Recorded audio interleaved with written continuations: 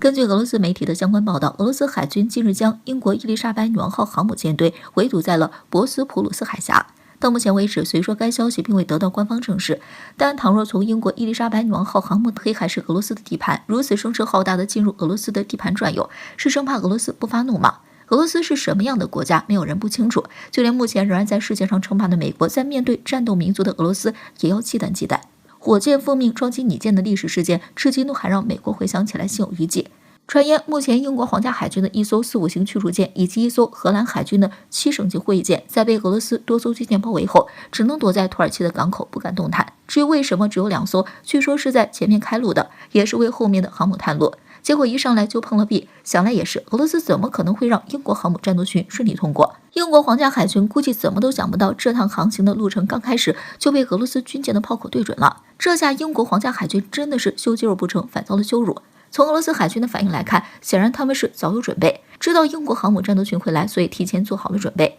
由此可见，俄罗斯不会让英国航母战斗群顺利进入黑海，倘若其强行进入，必定遭到俄罗斯军舰的围观。航行开始就遭到阻碍，英国航母战斗群这一次的航行之旅怕是不会顺利了。然而在该消息被传出后，遭到围观的不只是英国航母，还有中国。面对来势汹汹的海外军事力量，俄罗斯也非常警惕。这次英国航母正式露面就被逼退了，至此我国为什么不也这么干？就如国人所言，俄罗斯的做法也是给中国上了一课。下一次英国航母来南海或者经过台海海峡，我国是不是也可以对其进行围观一下，学习一下俄罗斯的强硬做法？在6月10号，有媒体发现，美国军事国防网站引擎在2天前刊登了一篇文章，而该文章指出，中国的下一代舰载机，也是第一代被外界观察到的隐身舰载机，几乎已经被确定。在经过多次可能的技术改进之后 ，FC-31现身武汉的水泥航母。武汉的水泥航母也被外界认定是中国培养舰载机飞行员的早期训练场所。而美媒在文章中配了一张图片，正是近日在我国互联网上流传的 FC-31图片。虽然整体图片较为模糊，但从体型上可以看到，双倾斜尾翼、双发、高座舱等都是之前 FC-31的机型特征。此外，文章中还发现，从相关流出图片中可以看到，武汉的水泥航母出现了一些修改，航母的舰岛与几年前相比出现了变化。这一点在外界看来，可能是正在为新一代航母003型培养飞行员进行的调整。实际上，中国隐身舰载机的相关项目长期受到外界关心，美军也对此一直保持高度关注。此前还出现过一次乌龙事件，将 FC-31项目称作为歼35，不过随后又改名为歼31。需要注意的是，这张流出的武汉 FC-31图片不单单受到了西方各大媒体关注，甚至还惊动了美军五角大楼的关注。有美媒透露，在五角大楼向国会提交的一份报告中就明确提到， FC-31正在像外界猜测的那样，成为中国海军航母的下一代隐身舰载机。而最近出现的图片已经为这一观点提供了强有力的证据。五角大楼认为，随着中国在各领域的高速发展，美军所掌握到的科技优势正在流失。虽然还不清楚中国的 FC-31项目发展到了什么样的地步，但中国一旦成功，这将是对美军优势的一次精准打击。而 FC-31项目的进度，或许也反映出了中国下一代航母的建造进度状况。中国即将拥有第3艘航空母舰，这或许会对美军未来的太平洋战略产生不利影响。值得一提的是，虽然我国官方没有透露未来003型航母的未来编队状况，但是从这一次流出的武汉水泥航母相关图片中，却能看到除开一架 FC-31战机外，还有歼15战机，还有直18直升机的存在。因此，外界普遍猜测003型航母未来的作战编队可能是 FC-31和歼15混合组成。而随着产量的提升，或许山东舰和辽宁舰上的歼15作战编队也会替换掉一部分，完成综合战斗力的提升。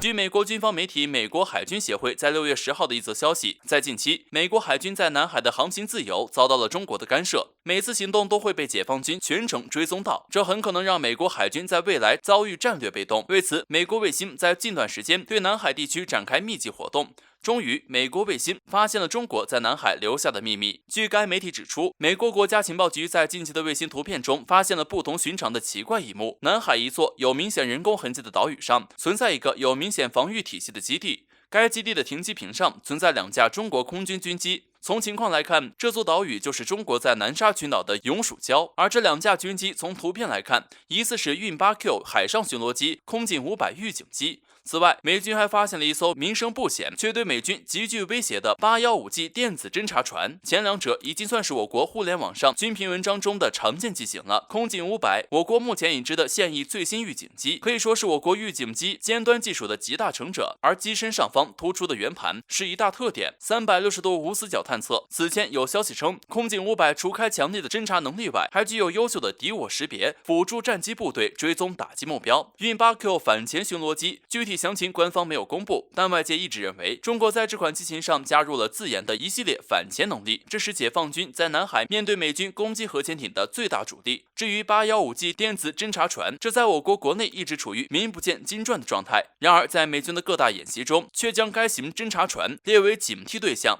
此前，美媒曾经对外透露过美军的重视原因，很可能和其强大的热信号追踪能力有关，能够辅助中国海军舰队防御和追踪反舰导弹。有美国观察人士指出，中国能够多次全程追踪美国海军的一举一动，最大的秘密就在于永暑礁上的一系列布局，这是中国在南海战略中留下的最大秘密。一方面是地理位置，深入南海腹地，布置侦察力量，能够将这个海域覆盖侦察。另一个则是该岛屿与周边国家诸如越南、菲律宾和印尼等都十分靠近，在该地点部署力量能够很好震慑周边势力的野心。分析认为，尽管美国卫星发现了中国在南海留下的秘密，但是对于如何破解它却没有太好办法。人工建造的岛屿就像是在南海上的一艘不沉航母，在不通过武力暴力破解前，美军在南海的活动将长期被中国追踪。